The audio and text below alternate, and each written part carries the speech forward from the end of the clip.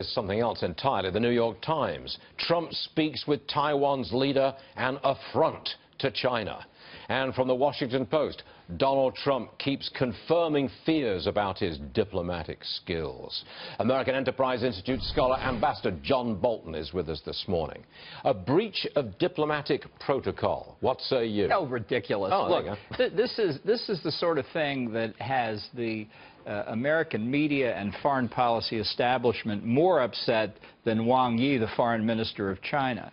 The fact is that the United States should step up its level of engagement with Taiwan, and I think that is something that's worth discussing with China for a whole lot of reasons. But the notion that an American president cannot speak with whomever he wants if he thinks it's in the best interest of the United States. I just want one of these critics on the New York Times to say, we think Beijing should dictate who the American president speaks to, because that is implicit in their position. They just don't have the guts to do it. Well, wasn't the left saying that this is diplomatic amateurism? You make a call just like that off the bat and you change foreign policy. That's what they're saying. Well, I don't think, number one, that much has changed. Number two, I think it's clear they did think this out. I can say that because I had no role in that decision. They did? You think the administration thought about taking this call? The administration in waiting, yes, I think they did. And I think it's a signal that there will be other changes in American foreign policy. What a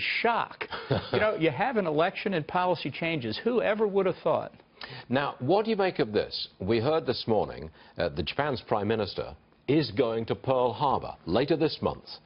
This is the 75th anniversary year of the attack on Pearl Harbor way back in 1941, and the Prime Minister of Japan is going. Now, has that got something to do with the Taiwan call? Is Japan sort of coming around to our way of thinking a bit more now? Well, I don't think it's related to Taiwan. I think it may be related to President Obama's visit to Hiroshima on the anniversary of the dropping of the atomic bomb. Now, my preference would have been that Prime Minister Abe and President Obama visit Pearl Harbor on December the 7th.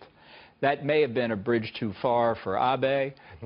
It's better that he visit even later this month. Everybody knows it's still December, and make that signal to the American people. Abe, in his political career in Japan, has been, I think, very much in favor of a strong U.S.-Japan alliance.